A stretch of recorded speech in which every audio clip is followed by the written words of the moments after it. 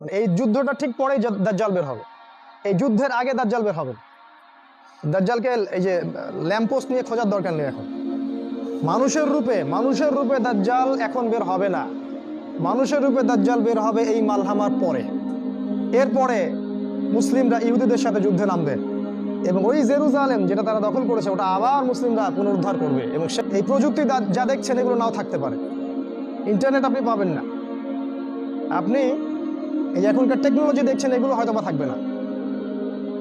আবার বিশ্ব তার প্রথম শুরুর প্রাচীন অবস্থার দিকে ফিরে যাবে ইনশাআল্লাহ, এবং ওই জেরুজালেম থেকে সারা বিশ্বের খেলাফা পরিচালিত হবে।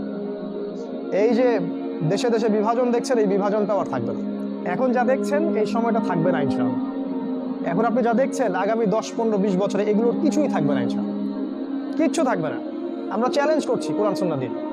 এখন যা দেখছেন আগামী 15-20 বছরে কিচ্ছু থাকবে না, এগুলা সব পরিবর্তন